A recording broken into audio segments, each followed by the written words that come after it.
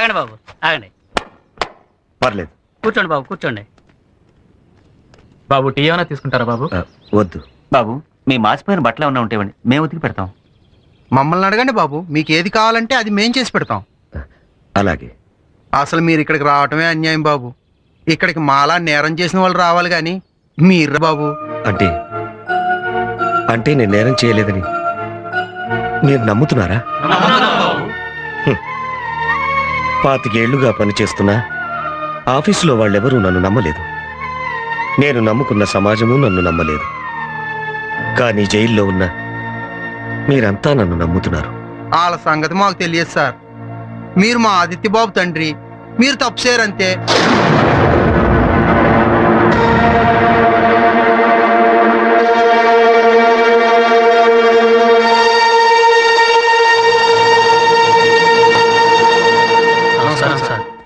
మీ అబ్బాయి చచ్చిపోయాడు కదా, మీ దృష్టిలో చచ్చిపోయిన మీ కొడుకు వీళ్ళ దృష్టిలో ఏ స్థానం సంపాదించాడో చూశాను. మీరు అధికారిగా ఏ తప్పు చేయలేదు, కానీ కన్నతండ్రిగా చాలా పెద్ద తప్పు చేశారు.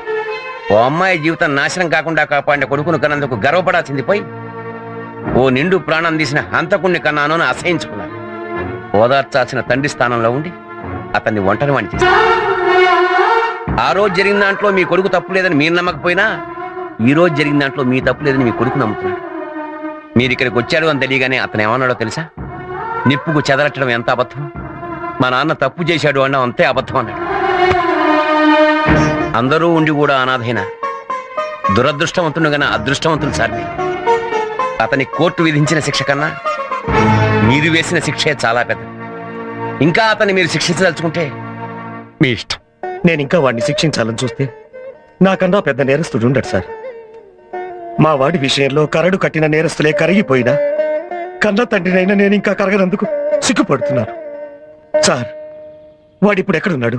స్వామి, నేను నిన్ను నమ్మినంతగా నమ్మింది మా నాన్న ఒక్కడే స్వామి. అలాంటిది మా నాన్న తప్పు చేశాడంటే నన్ను ఎలా నమ్మమంటావు? మా నాన్నను రోజూ చూడాలని నిన్ను పూజించినందుకు ఆయన ఇలా చూపించావా స్వామి? ఆయన్ని నిర్దోషిగా నిరూపించి త్వరగా ఇక్కడి నుంచి వెళ్ళిపోయేలా చెయ్యి.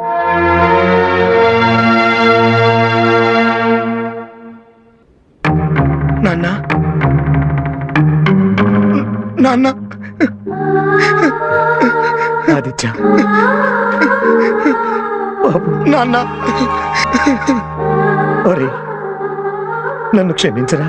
లేదు నాన్న, దీవించాల్సిన మీరు క్షమించబట్టు నేను భరించలేను. లేదురా, తండ్రిగా నీకు నేను చెయ్యాల్సింది చెయ్యలేదు. నువ్వు హత్య చేశావన్న భయంతో సమాజంలో నా స్థానం గురించి భయపడ్డానే కానీ నీ మనసులో నాకున్న స్థానం గురించి తెలుసుకోలేకపోయాను. నిన్ను ఇంట్లోంచి బయటికి వెళ్ళగొట్టిన పాపాన్ని ఆ భగవంతుడు నన్నే నీ దగ్గరికి తీసుకొచ్చేలా చేశాడు. ఇంతకాలం నా కొడుకు చచ్చిపోయాడనుకున్నాను, కానీ ఇప్పుడు తెలిసిందిరా నాలో ఉన్న తండ్రి చచ్చిపోయాడని.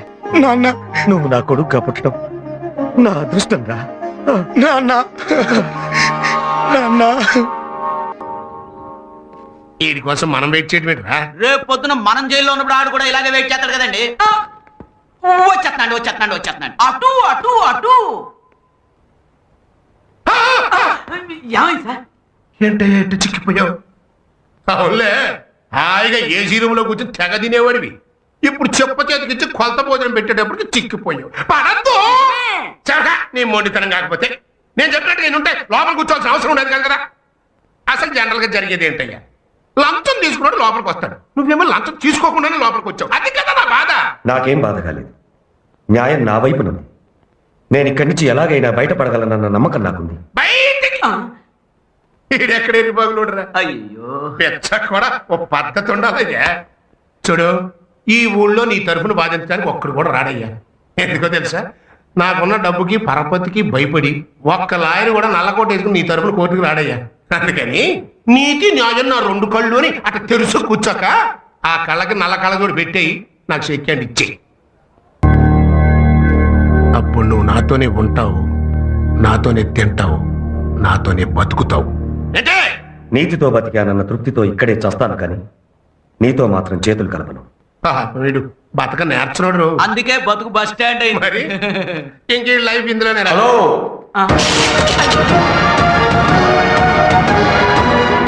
ఏంటి మా నాన్నతో ఏదో మాట్లాడుతున్నావు?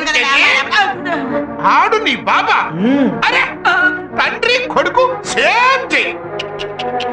ఎవరికి దక్కు అదృష్టం? నా అదృష్టం సంగతి వదిలే. ఇప్పుడు నాకు నీతో ఉండాలనుంది, నీతో తినాలనుంది, నీతో బతకాలనుంది. నానా మీ నాన్న నిజాయితీగా బతకాలనుకున్న అమాయకుడైనా నువ్వు మాత్రం నాతో చేతులు కలపాలనుకుంటున్నావయ్యా. నీకు మంచి మిత్రుందయ్యో, నేను తొందరగా బయటకు రప్పిస్తా. నన్ను బయటికి రప్పించడం కాదు, నేనే నిన్ను లోపలికి రప్పిస్తాను. అప్పుడు నీతో పాటు ఉంటాను, నీతో పాటు తింటాను, నీతో పాటు బ్రతుకుతాను. ఏంటి జైల్లో ఉన్న నువ్వు ఆయన్ని లోపలికి రప్పిస్తావా? జైల్లో ఉండి లా చదువుకున్న వాడిని అదే జైల్లో ఉండి ఆయన్ని లోపలికి రప్పించడం పెద్ద కష్టమైన పని కాదు. కొత్తగా నల్ల కోట వచ్చింది కదా అని ఓ ఎగిరెగిరి పడిపోబాక మొత్తక సామెత అయిపోద్ది. నువ్వు పుట్టక ముందే నా జుట్టు నెరిసింది. ఎప్పుడో నెరిసిన జుట్టు కంటే ఇప్పుడు మొలిచిన మీసాలకు పదును పౌరుషం ఎక్కువ. ఆహా మాటకు మాట బాగా చెప్తున్నా. మాది మాటలు చెప్పే వంశం కాదు, అన్న మాట నిలబెట్టుకునే వంశం. ఏంటి ఛాలెంజ్ చేస్తున్నావా? నీ భవిష్యత్తు చెప్తున్నాను. హలో. ఏంటి? చాలా థ్యాంక్స్. దేనికి? నేను వాదించే మొదటి కేసు మా నాన్న కేసు అయ్యేలా చేసినందుకు. Young generation. ఎంత ముద్దొస్తున్నావో. ఏమిట్టి పెంచింది బాబు నిన్ను మీ అమ్మ? చెప్పు. నిన్నేమెట్టి పెంచిందో నన్ను అదే పెట్టి పెంచింది. నాకు కోర్టు సమలు రావటం ఏంటయ్యా? చూడండి, వచ్చింది సమన్లే గాని జడ్జిమెంట్ కాదు. జడ్జిమెంట్ మీ ఫేవర్ లో వచ్చేట్టు నేను చూస్తాను. అదండి వెళదాం కోర్టు. ఈడెక్కడే బాగున్నాయర్రా. ఇదిగో లాయరు, రేపే ఎంసెట్ పరీక్షలయ్యా. మధ్యాహ్నం 1 గంట 2 గంటల మధ్యన పేపర్ లీకేజ్ ముహూర్తం పెట్టా. ఆ గంటలో వెళ్తేనే పని అయ్యేది, మన చేతికి డబ్బు అంది. లేకపోతే మనకి అడ్వాన్స్ ఇచ్చిన పార్టీలందరూ లబ లబ లబ లబ కొట్టుకుంటారు. మన పొజిషన్ వీక్ అయిపోతుంది. మధ్యాహ్నం 1 గంట లోపు కోర్టులో మీ పని అయ్యేట్టు నేను చూస్తాను. పదండి.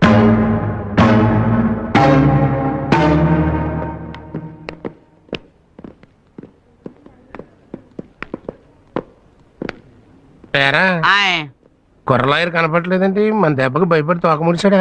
ఓసారి అటు చూడండి.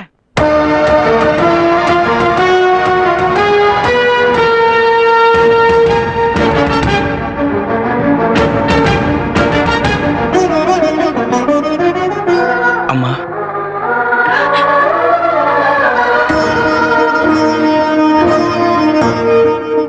నాన్న, నేను లాయర్ అవ్వాలనే ఇన్నాళ్ళు మీ ఆశయాన్ని ఈరోజు నెరవేర్చాను.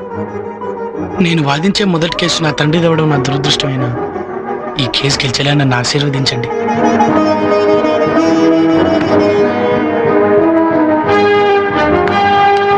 సత్య, రేపు ఎంసెట్ ఎగ్జామ్స్.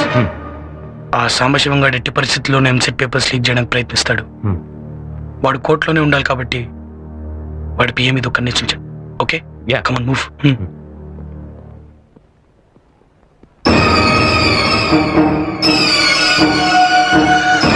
రోడ్డు మీద ఎవరో ఏవో మాటలు చెప్తే ఇంటికి వచ్చి అడగడం ఏమిటండి? ఈ విషయం తెలిస్తే నలుగురు మా పరివేం కావాలి. మీ తరఫున వాదించేందుకు ఎవరన్నా ఉన్నారా? yes your honor.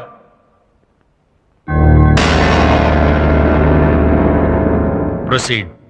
Look mister Sambasivam, చూస్తూనే ఉన్నానండి. మీరు రాఘవ్ గారిని మీ ఇంటికి పిలిచి 10 లక్షల లంచం ఇస్తాన్నారా? లంచం?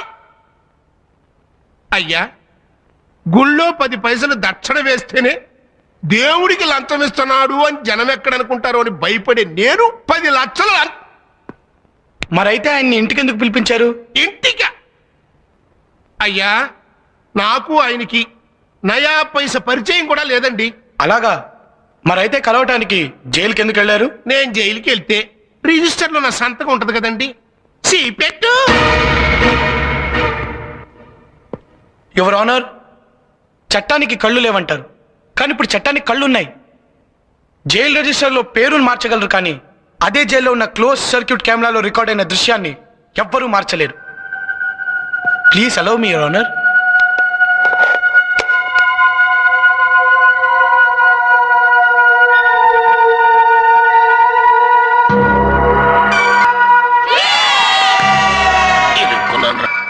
I object your honour. పెరిగిన టెక్నాలజీతో ఇలాంటి సాక్ష్యాలు ఎన్నైనా సృష్టించవచ్చు. అమెరికా అధ్యక్షుడు జైలుకు వచ్చి ఈ రాఘవ గారితో మాట్లాడినట్టు నేను సృష్టించగలను.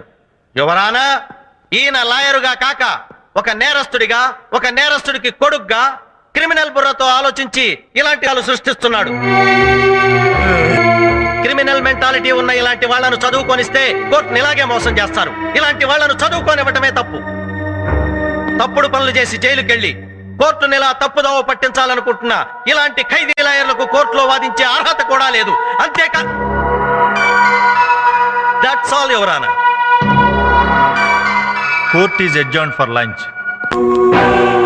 ఇప్పుడు 1 గంట అయింది. మీరు వెళ్ళి వెంటనే పని చూసుకుని తొందరగా వచ్చేయండి మళ్ళీ. ఆ.